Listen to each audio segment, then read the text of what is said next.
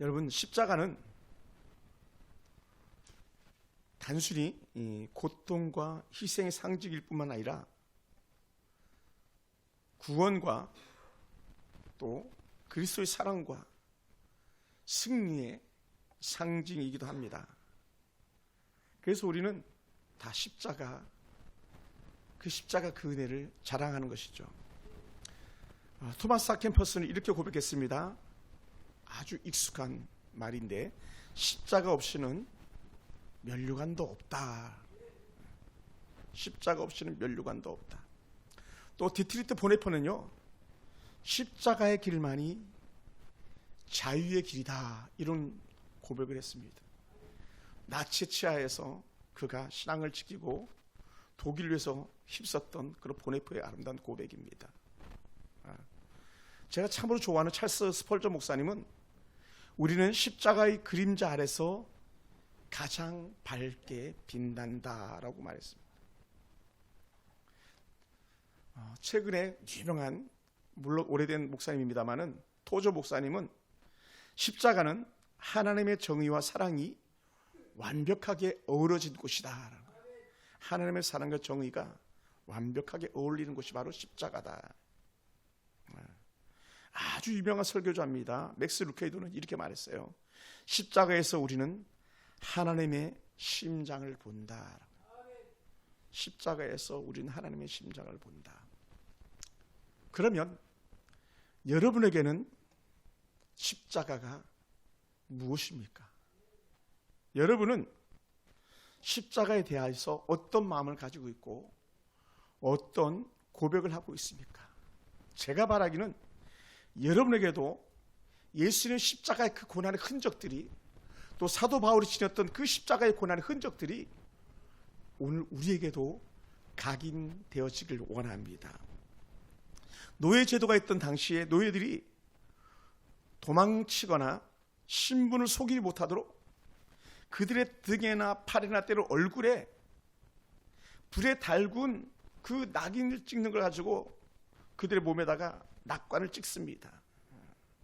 이거는요, 영원히 지워지지 않는 흔적인 거예요. 그러니까 우리나라도 조선시대 때 이렇게 보면 그 죄라는 단어를 가지고 여기다가 이마에다가 낙관을 찍는 그렇게 본 적도 있습니다만은, 무서운 그런 흔적들인 거죠. 페르페투아라는 사람과 또 펠레치타라는 그런 사람이 있습니다. 이 사람들은 주후 202년경에 순교의 제물이 된 사람들인데, 당시 시베루스 사성제가 아주 박해를 가하던 그런 때입니다. 페르페투어는요, 귀족 가문의 아주 귀한 그런 부인이었고요, 펠레치타는 그 여인의 노예로 함께 살았었습니다. 그럼에도 불구하고 이 귀족 여인과 노예인 이 여인들은 아주 좋은 친자매 같은 그런 우정을 가졌답니다. 사실은 당시 노예는 거의 짐승 취급받는데, 이 페르페투아는 펠레치타를 갖다가 그렇게 노예처럼 부리지 않았던 것 같습니다. 당시에 그리스도를 믿는다, 개종을 한다는 것은 곧 죽음을 의미할 그런 때입니다. 그런데 당시에 어찌하여 이 페르페투아와 또 펠레치타가 복음을 듣게 되고 복음을 받아들였습니다. 이들의 나이는 겨우 같은 동갑내기였는데 22살이었었어요. 그때 예수를 믿는다는 이유 하나 때문에 순교자들과 함께 처형을 당했는데 아주 비참한 삶을 마쳤습니다.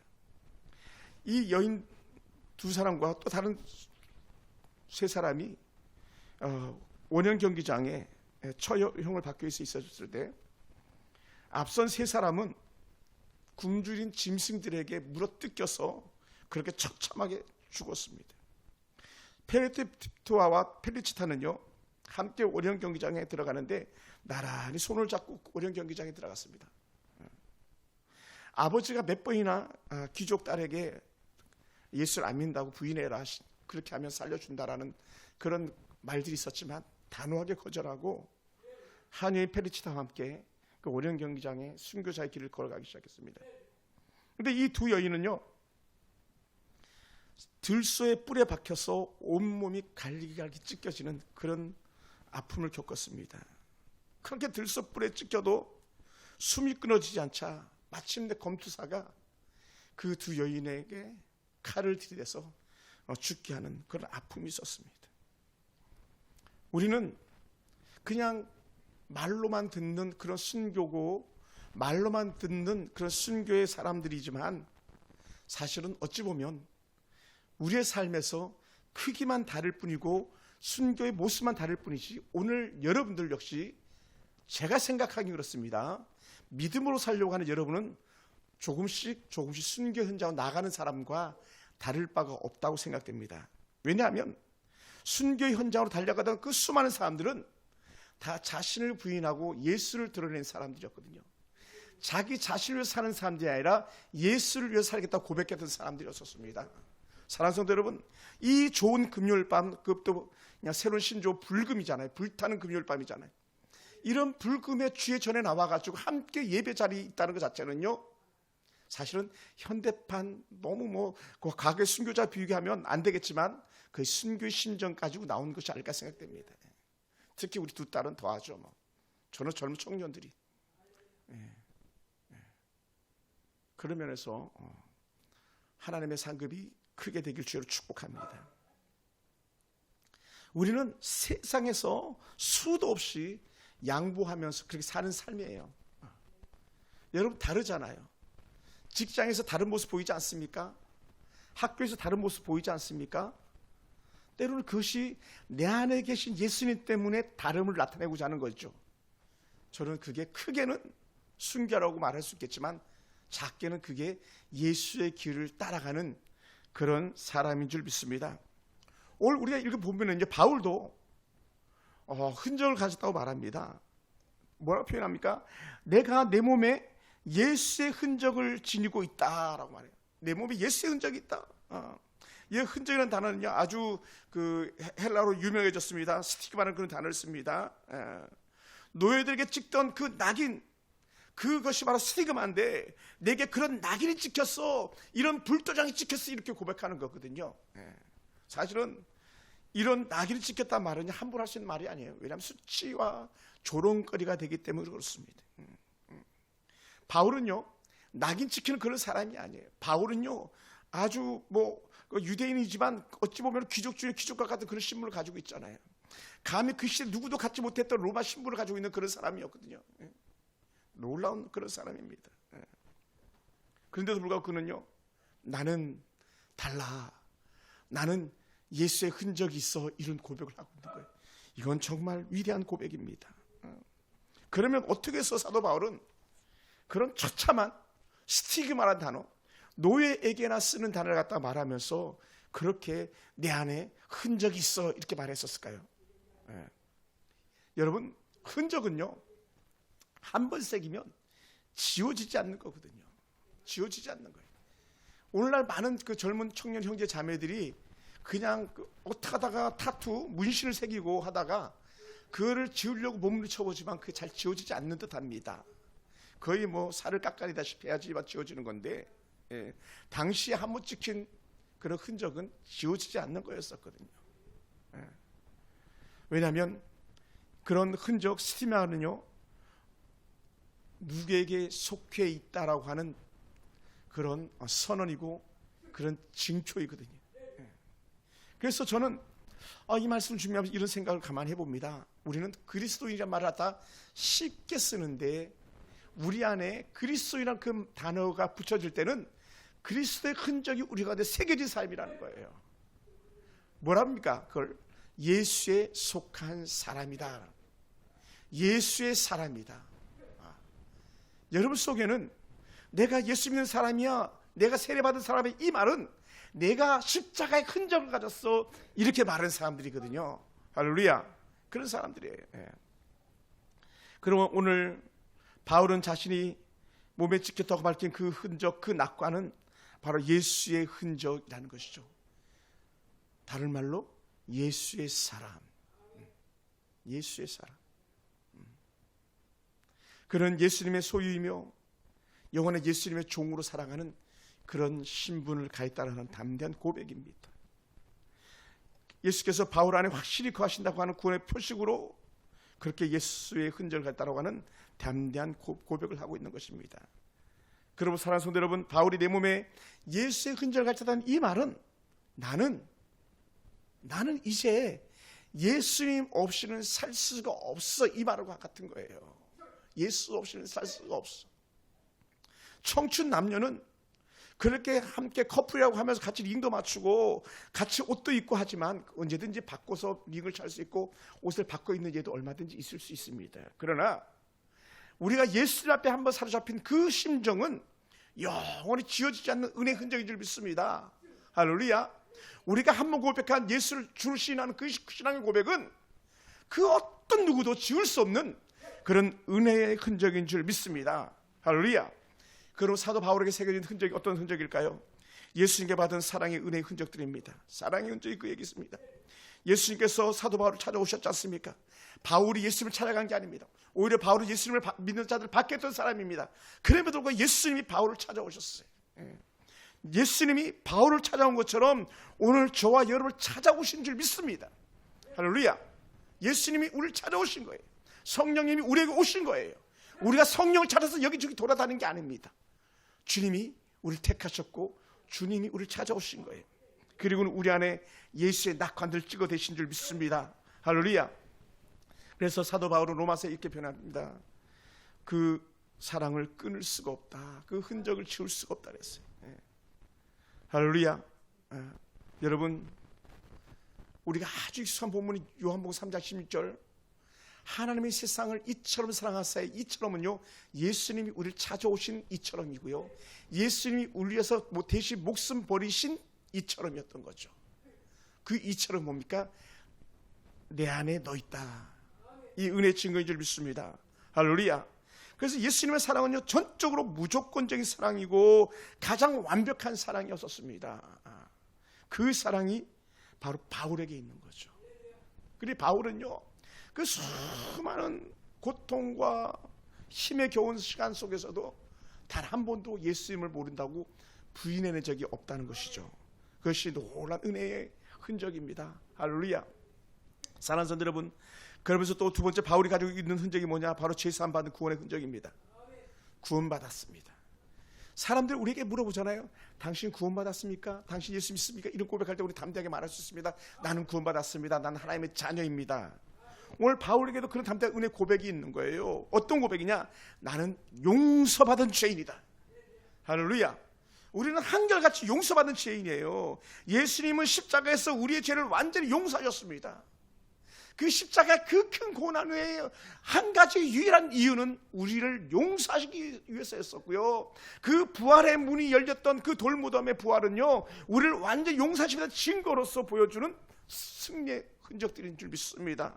할렐루야. 사랑하는 성도 여러분, 그러므로 이처럼 우리도 다른 사람을 용서하는 것을 선택해야 될 줄 믿습니다. 왜냐하면 우리 안에 예수님의 흔적을 갖고 있기 때문에, 예수님의 사랑의 흔적을 갖고 있기 때문에, 예수님의 구원의 흔적을 가지고 있기 때문에 우리도 예수님에게 용서받았고 아버지 하나님께 용서받았기 때문에 우리도 모든 사람에게 용서해야 되는데 사실 이게 너무 어렵습니다. 왜 이렇게 용서가 어려운지 모르겠습니다. 저도 그렇습니다.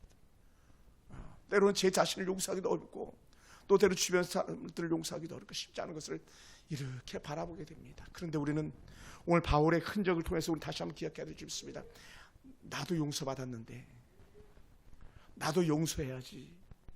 이게 십자가 은혜의 흔적을 가진 사람들인 줄 믿습니다. 할렐루야. 오죽했으면 사도 바울은 자신을 고백할 때 이렇게 고백했잖아요. 나는 죄인 중에 괴수야. 다른 말로 하면 죄인 중에 우두머리야.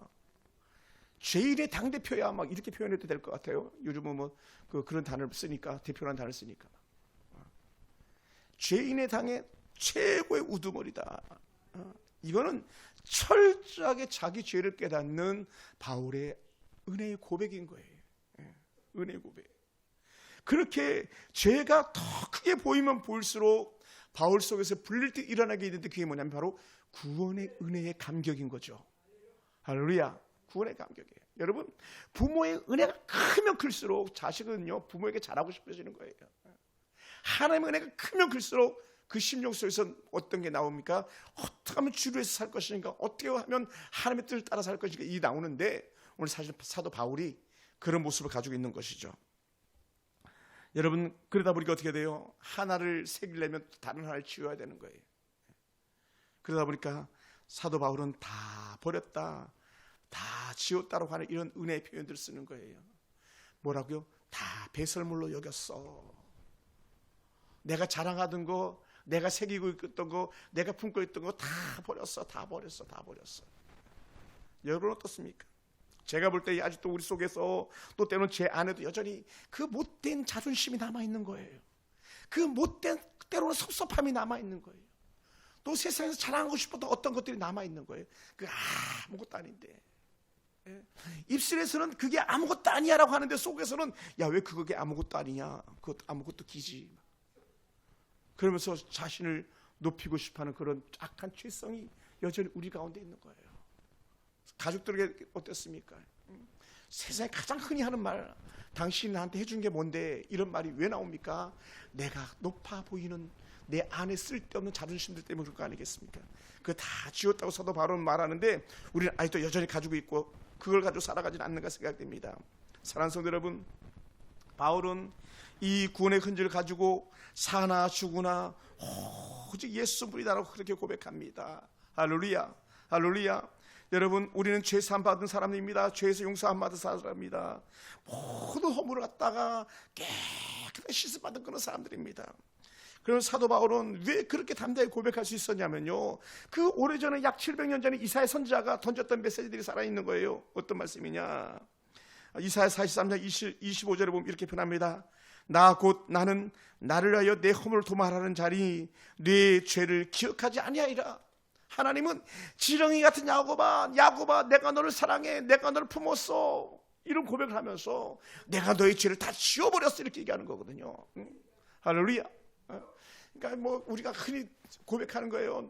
뭐 저도 제일 좋아하는 말씀 중에 하나니까, 두려워 말라, 너와 함께함이라, 놀라지 말라, 나는 내 하나님 됨이라, 내가 너를 의롭게 하리라, 내가 너를 굳세게 하리라, 막 이 표현을 하시면서 했던 말씀이 결정적인 게 뭐였냐면 내가 너의 죄를 다 지워버렸어, 이거예요. 할렐루야. 그러니요, 사도 바울이 이사야가 했던 그 은혜 고백을 생각하면서 우리 주께서 나를 갖다 구원하셔서 내 모든 죄를 용서하셨어, 이 고백 속에 감격이 있을 수밖에 없었던 거죠. 그러니 사도 바울은 자신의 그 죄를 생각하면 하나님의 은혜밖에 없습니다. 하나님의 은혜밖에 없어서 이런 고백을 할 수밖에 없는 거예요. 그리고는 야, 좀 나를 좀 가만히 내버려둬, 나는 달라졌어, 나는 옛날 사람이 아니야, 난 새 사람이야, 내 안에 예수의 흔적을 가졌어라고 하면서 갈라디아서 말씀과 그냥 마지막으로 마침표를 찍는 거예요. 왜냐하면 사도 바울에게 있어서 갈라디아 교회가 사도 바울을 가만히 두지 않았거든요. 힘이 힘들게 했거든요. 너 진짜 사도 맞냐? 너가 진짜 예수 믿는 사람 맞냐? 하고 할 만큼 그 사도 바울을 갖다 몹시도 힘들게 만들었었거든요. 그러니 바울이 마지막 하는 고백, 제발 좀, 이렇게 하는 거예요. 제발 좀, 나 좀 가만히 내버려둬, 이거예요. 내 안에 예수의 흔적을 가졌어. 할렐루야. 사랑하는 성도 여러분, 여러분 뭐라고 말하시겠습니까? 여러분 속에서 막 사람들 흔들 때에 여러분 뭐라고 말하겠습니까? 저도 바울처럼 그렇게 말하고 싶어요. 제발 좀 나 좀 가만히 내버려둬, 나는 예수의 사람이야, 이렇게 말하고 싶습니다. 어떨 때요? 죄가 막 끌어당길 때에, 죄의 편에 속하라고 할 때에, 아니야, 나는 거기에 갈 수 없어, 나는 그 길에 갈 수 없어, 난 그곳에 머무를 수 없어. 여러분, 우리 좋을 때만 예수님 아니에요. 우리 싫을 때도 예수님이에요. 우리는 행복할 때만 예수님 아니에요. 절망적인 상황 속에서도 예수님이에요. 사업이 잘 될 때만 예수님 아니에요. 부도가 나도 예수님이에요. 근데 우리는 어떻습니까? 좋을 때만, 웃음이 나올 때만 예수 찾고 있지 않는지 한번 가만히 생각해 보시기 바랍니다. 그럼 사도 바울은 담대하게, 아니야, 내 모든 죄는 용서받았어, 제발 좀 나 좀 가만히 내버려둬, 이 고백하는 거예요. 그리고 세 번째 사도 바울이 가지고 있던 은혜 흔적들을 이렇게 추적해 보면은 그것은 뭐냐? 주님께서 그와 늘 함께 동행하신 흔적이에요. 함께 하신 은혜의 흔적들. 그래, 바울의 온몸에는 예수님께서 함께 하신 흔적들로 가득했습니다. 제가 이렇게 쭉 나름대로 나이를 해서 찾아보니까 이렇게 해요. 사도 바울은요, 수도 없이 매를 맞았어요. 매를 맞았습니다. 한번 따져볼래요? 여러분이 예수 믿는다고 해서 매 맞아 본 적 있습니까? 혹시 안주집사님 예수 믿는다고 매 맞아 본 적 있어요? 저도 군 생활하면서 교회 간다고 매 맞아 본 적은 없어요. 저는 정말 하나님 특별한 사랑을 많이 받았던 것 같아요. 저희 동기들은 막 주일이었고 또 수요일이어도 그렇게 교회를 잘 못 가게 막 맡기도 했었거든요. 저는요 항상 프리패스였었어요. 특별한 은혜였던 것 같아요. 우리 김기수 사님은 고난을 당해본 적이 있을지도 모르겠네요. 예수 믿는다는 것도 직장생활 이런 데서. 우리 하은이 하영이도 어떤지 모르겠어요. 친구들 사이에서.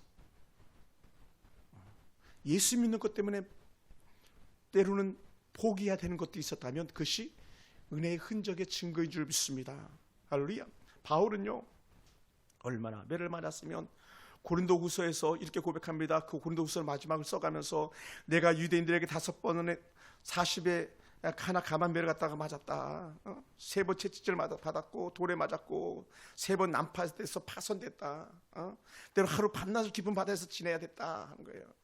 그러니까 사도 바울은 잠시도 안전한 적이 없었던 거예요. 제가 볼 때 안전한 적이 없었어요. 여기는 좀 괜찮겠지 이랬던 적이 단 한 번도 없는 것 같아요. 그가 여행하면요 강물의 위험, 강도의 위험, 내 민족의 위험, 이방인의 위험, 도시의 위험, 황무지의 위험, 바다의 위험, 거짓 형제들 때문에 내가 얼마나 힘들었는지 알아 이렇게 고백하는 거예요. 그것이 사도 바울이 당했던 고통들입니다. 저는 바울이 당한 이런 고통을 겪어보지 않아서 제가 할 말이 없습니다만 또 바울은 자기가 직접 수고하고 애써서 일해야 먹고 사는 그런 사람이었어요. 오늘날 현대 목회자들이 가지고 있는 가장 큰 고민 중에 하나가 뭐냐, 목회하면서 일해도 되나라는 것이었었어요. 제 주변의 목사님들이 일하면서 교회 월세 내는 목사님들이 많이 계시거든요.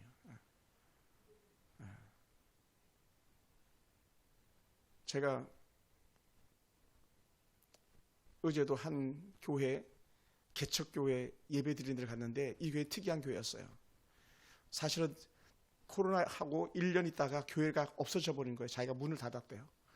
왜냐하면 주인이 월세를 올려달라 그래가지고 월세를 150만 원 올려달라 하는데 도무지 월세를 올려주고 교회를 유지할 가망이 없어 보였다는 겁니다. 다행히 성도도 좀 있었음에도 불구하고 그래서 교회 끝 하면서 다 흩어졌대요. 그래 그 목사님은 옛날 지인 목사님 교회 부목사 이렇게 들어갔다가 이제 내가 사역을 여기서 끝나나 어쩌나 막 했다가 갑자기 불쑥 하나님께서 부르시는 음성이 새롭게 들렸대요. 그래가지고 어저께 개척 예배를 드리는데 그때 2년 전에 흩어졌던 성도들이 다시 다 모인 거예요. 그것도 신기해요. 흩어졌던 성도가 사모님 포함 아이까지 해서 그 4명이고 나머지가 이제 9명이었네요. 13명의 용사가 다시 모여서 교회를 세웠다. 인천 세중앙교회라고 이름도 아주 거창하게 지어가지고 그러면서 다시 새롭게 개척 이전 예배, 설립 이전 예배라는 타이틀로 이렇게 예배를 드리게 되더라고요. 근데 사실 쉽지 않은 거예요, 여러분. 그래요. 월세는 얼마 내는가 했더니 1080만 원 월세 낸다 그러더니 2층인데 뭐 규모는 우리 교회 본당 딱 절반만 해요. 크지도 않아요. 딱 절반만 한데 80. 시장 안에 우리는 시장이 아니잖아요. 그 시장 쭉 있는 김치 가게 무슨 가게 있는 사이에 그 2층에 이렇게 있어요. 처음에 가서 찾지도 못했어요. 도대체 교회가 어디 있는 거야 했더니 막 주변에 교회가 얼마나 많은지 그냥 쭉 고만고만한 교회들이 막. 근데 거기에 새롭게 시작하시는데 야 대단하다 그런 생각이 들었어요. 그래 가서 같이 예배 드리면서 저도 다시 한번 새롭게 막 결단하고 온 거예요. 하나님 잘 사역하면 나가겠습니다. 이런 결단하고 왔어요. 제가 일부러 갔거든요. 제가 다시 제 마음을 추스리기 위해서 제 마음을 추스리고 이 사역에 다시 한번 매진하리라 했는데 그 목사님이 그런 영적 도전하는 것을 다시 보면서 좋은 도전을 받고 왔습니다.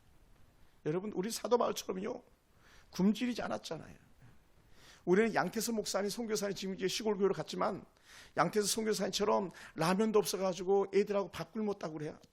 인도네시아에서 말레이시아에서 돌아와가지고 우리 그래 본 적도 없잖아요. 우리 쌀 떨어져 본 적도 없잖아요. 교회도 쌀 떨어져 본 적이 없잖아요. 근데 사도 바울은 틈만 나면 못 먹었어요. 틈만 나면 굶주렸어요. 목말랐어요. 여러 번 먹을 것이 없었고 추위가 벌거벗었을 때문에 힘들었다고 말합니다. 계속, 그러니까 고린도 후서 11장은요 바울의 고통을 계속 기록해놨어요. 계속 나 이렇게 힘들었어, 나 이렇게 힘들었어, 계속 말하는 거예요. 그러니 얼마나 힘들었겠습니까? 사도 바울이 사도행전을 이렇게 읽다 보면 하도 때려가지고 바울이 죽은 줄 알고 성 밖에 갖다 버려버린 적도 있었어요. 그러니 얼마나 힘들었겠습니까? 마침내 그의 마지막 마침표는 그가 그리웠고 꿈꿨던 로마의 그곳에서 그가 죽어나가잖아요. 순교자의 제물로. 그런 바울에게 누가 돌을 던지겠냐는 거예요. 누가? 사도 바울은 분명한 걸 알고 있었습니다. 자신의 주인 되신 예수님이 무엇을 원하는지 너무나도 잘 알고 있었던 거예요. 평생 주를 사는 동안 그 많은 고통이 있었지만 그럼에도 불구하고 그것을 기쁨으로 감당했다는 것이죠. 그리고 그 흔적이 자신의 아름다운 신앙의 간직이 된 거예요. 할렐루야. 사랑하는 성도 여러분, 혹시 지금 여러분이 예수 믿는 것 때문에 때로 수치와 멸시와 조롱거리가 되고 있다면, 혹은 손가락질 당하고 있다면, 그것이 훗날에 여러분에게 아름다운 은혜의 간증거리가 될 줄 믿습니다. 할렐루야.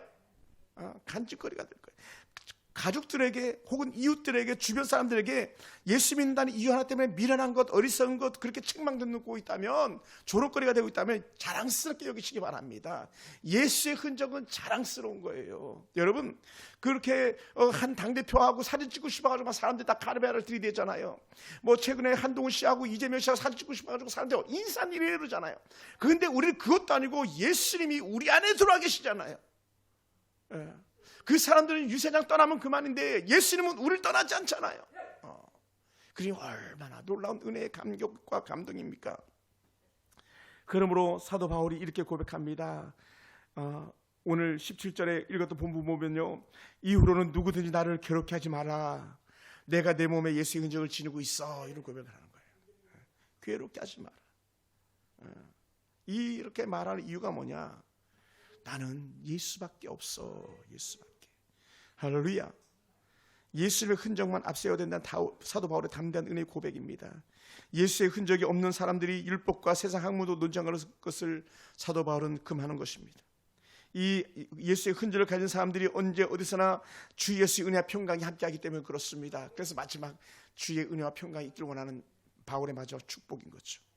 사랑하는 성도 여러분, 이 흔적을 가진 이에게 우리 주님은 아낌없이 주시는 분입니다. 그러므로 이 흔적은요, 은혜를 누리는 흔적이고, 이 흔적은요, 복의 통로가 되는 그런 자랑스러운 흔적인 줄 믿습니다. 이 흔적을 가진 사람들마다 하늘과 땅의 아름다운 축복을 받는데, 신명기 28장의 축복이 이 사람들에게 해당하는 줄 믿습니다. 왜 그럴까요? 우리가 아주 익숙한 본문으로 로마서 8장 32절에 자기 아들을 아끼지 아니하였는데 뭔들 못 주겠냐는 거예요. 뭔들. 하나님께서 아들도 주셨는데 뭔들 못 주겠냐는 거예요. 오늘 저와 여러분에게 모든 것 주시는 줄 믿습니다. 할렐루야. 그러므로 사랑하는 성도 여러분, 우리도 살아가면서요, 얼마나 많은 흔적들을 지니고 있습니까? 요즘 젊은이들은 흔적을 남기기 위해서 온갖 일들을 다 합니다. 눈에 보이지 않는 흔적들도 있습니다. 마음에 남아 지워지지 않는 상처와 기억들도 있을 것입니다. 아픔의 흔적도 있고 슬픔의 흔적도 있고 생각하면 고통스러운 흔적들도 있을 것입니다. 그러나 오늘 우리 안에는 그런 흔적들이 아니고 예수의 흔적이 남아있기 원합니다. 믿음의 흔적이 남아있기 원합니다. 할렐루야. 할렐루야. 여러분 속에는 예수의 흔적이 찍혀 있는지 한번 스스로 이렇게 좀 더 돌아보시기 바랍니다. 물론 이미 찍혀 있는 줄 믿습니다. 그럼에도 불구하고 다시 성찰, 자신을 돌아보기 원합니다. 내가 권사로서 예수 흔적을 가지고 있는가? 내가 안수집사로서 예수 흔적을 가지고 있는가? 내가 목사로서 예수 흔적을 가지고 있는가? 이것이 정말 제일 우선순위라고 하는 그런 가치관을 가지고 내가 바라보고 있는가라는 것을 우리는 생각해 보아야만 합니다. 저는 어저께 많은 분들에게 문자를 보내고 아주 좋은 문자들의 답들을 이렇게 받았었습니다. 아주 어떤 집사님, 남자 집사님 아주 그냥 감동의 글을 써서 제게 보내주신 분들도 계셨습니다. 또 우리 김장희 집사님 같은 경우는요, 우리 권사에 오셨는데 목사님 알아서 다 넣으셔요 하는 그런 문자도 받았어요. 금식기도도 알아서, 기도도 알아서 다 넣으래. 알아서 노방전도 알아서 넣으래. 권사님 이거 믿어야 됩니까 말아야 됩니까? 그래 막 다 집어넣는 거예요. 막 물론 안 넣습니다만 아직 알아서 넣으라는데 뭐. 어떤 분들은 아주 친절하게 목사님 나는 일하기 때문에 그건 좀 어렵고 아침만 금식하겠습니다. 아니면 저녁에 금식하겠어야 되는데 막 우리 이쁜 희은이는 목사님 나는요 아침하고 저녁 다 금식할게요. 막 야 희은하고 가능하냐 내가 말을 안 했지만 그래 막 지안이도 시켜. 지안이도 막 제가 얼마나 행복했는지 몰라요. 남규 집사님도 막 알아서 그죠? 집사님 알아서 넣으라 그랬죠. 집사님은 다 들어가는 거야. 제가 집사님 신뢰하니까 남궁영 근무 안 하면 남궁영 그죠? 저랑 같이 그냥 여기서 처리합시다. 그냥. 저는 이 2주간 제가 여기 강단에서 지낼 생각이니까. 놀라 은혜죠. 예수의 흔적. 크지 않아도 좀 덜 뚜렷해 보여도 그 흔적이 보이는 거예요. 목사님 알아서 이 자체가 저는 그것을 믿습니다. 너무 귀한 거예요. 귀해요. 그것이 나는 예수 믿는 사람입니다 라고 하는 그런 은혜의 고백되는 줄 믿습니다. 사랑하는 성도 여러분, 우리가 가지고 있는 이 예수의 흔적은요 단순한 상처의 흔적이 아닙니다. 고통의 흔적도 아닙니다. 더더욱이나 부끄러운 흔적은 더더욱 아닙니다. 오히려 이 흔적이 없는 게 부끄러운 거예요. 예수 믿는 모습이 나타나지 않는 게 부끄러운 것이지, 이 예수 믿는 것 때문에 사람들이 손가락질 나면 그건 아주 은혜로운 흔적인 줄 믿습니다. 놀라는 것이죠. 이런 흔적이 없는 사람들, 이 스티마가 없는 사람들은 어떤 사람입니까? 세상 것에 물질에 명예에 다 찌들려 사는 그런 사람들인 것이죠. 돈 하면서 막 명예 하면서 거기에 찌들어 사는 사람들이죠. 아무것도 아닌데. 아무것도 아닌데. 그러니 그런 것들이 오히려 자신을 괴롭게 하죠. 사랑하는 성도 여러분, 오늘 저와 여러분 속에 있는 예수의 흔적을 다시 한번 확인하는 그런 은혜의 시간이 되기 원합니다. 예수님의 은혜를 갖다 깊이 묵상하는 그런 시간 되기 원합니다. 예수님과 나는 어떤 관계를 맺고 있는가? 나는 예수님과 어떤 관계를 맺고 있는가? 세상의 노예, 사단의 종로로 하다가 정말로 내가 예수 알아보면서 이제는 주의 자녀, 주의 종이 되어서 살아가고 있는가? 다시 한번 점검하는 것이 필요한 줄 믿습니다. 그러므로 사랑하는 성도 여러분, 우리는 오늘 다시 이 예수의 흔적 때문에라도 더 성령 안에서 이끌리는 성령의 사람으로 살아내기 원합니다. 왜냐하면 사도 바울이 담대하게 우리에게 줬던 은혜의 메시지였어요. 그 예수의 흔적들을 고백하면서 우리에게 줬던 메시지가 뭐냐? 누구든지 성령이 아니고서는 예수를 주라 시인할 수가 없다 그랬어요. 오늘 이 자리에 있는 모든 사람들은요, 그러므로 이미 예수님을 믿고 시인한 사람들, 예수의 흔적을 가진 그런 가장 멋지고 가장 탁월한 성도인 줄 믿습니다. 할렐루야. 그럼 오늘 김윤수 권사 아주 탁월한 편을 택하신 거예요. 우리 김 기사님, 남경 기사님 또 사랑하는 성도들이 가장 좋은 은혜 편을 택한 분인 줄 믿습니다. 오늘 이 자리에 계신 것 그 자체가 어떤 흔적이냐? 세상의 유혹 시험을 이긴 흔적이기 때문에 그렇습니다. 혹 지금 이 시간에 여호와의 말씀을 사모하면서 영적 모니터를 바라보고 혹은 핸드폰을 바라보고 그렇게 계시는 성도가 계시다면 여러분이 또다시 이긴 은혜의 흔적이 되길 주로 축원합니다. 할렐루야. 자신을 위해서 사는 사람, 자신의 배만을 위해서 사는 사람은 세상의 헛된 유혹과 시험에 빠져서 헤어날 수 없지만, 그럼에도 불구하고 우리는 넉넉히 세상의 헛된 유혹과 시험에서 이기고 남는 그런 사람들인 줄로 믿습니다. 할렐루야. 사랑하는 성도 여러분, 다시 한번 우리가 예수의 흔적을 확인해서 복음의 열정이 회복되기 원합니다. 복음의 열정이 회복되기 원합니다. 예수의 흔적 때문에 우리가 더 예수 이름으로 기뻐하는 그런 삶을 살기 원합니다. 그래서 사도 바울이 나는 복음을 부끄러워하지 않으니 이 복음은 내게 능력이 됨이라고 고백했던 것처럼 오늘 우리 속에서도 이 복음이 내게 능력이 되어서 그 능력이 역사하는 에너지가 되기 원합니다. 더 예수 이름을 자랑하는 그런 에너지, 예수 이름을 더 기뻐하는 그런 영적 힘이 이런 것에 나타나기 원합니다. 가장 기본적인 것이죠. 우리가 복음을 부끄러워하지 않는 것. 왜 복음을 부끄러워하지 않습니까? 복음만이 나를 구원하기 때문에 그런 거예요. 복음만이. 복음만이 우리에게 영생을 허락하기 때문에 그렇습니다. 결국은 복음만이 우리에게 하나님의 능력이 되기 때문에 그렇습니다. 그래서 사도 바울은 로마서 1장 16절에서 그렇게 고백했던 것이죠. 구원은 예수 외에는 방법이 없습니다. 십자가는 멸망받는 자들에게는 미련한 것처럼 보이지만 구원받는 우리에게는 하나님의 크신 능력이 되기 때문에 그렇습니다. 저는 오늘 저와 여러분 삶 속에서 이런 십자가의 도가 능력으로 역사하기 원합니다. 십자가의 도, 결국 십자가의 은혜 흔적들이 우리에게 역사하는 믿음의 증거가 되기 원합니다. 사랑하는 성도 여러분, 말씀을 마무리하겠습니다. 그럼 우리가요, 가는 곳곳마다 예수의 흔적을 자랑합시다. 밀정이란 영화를 보면은 그 주인공 중에 한 사람이 막 여기를 까보이잖아요. 막 영화를 보셨는지 모르겠네.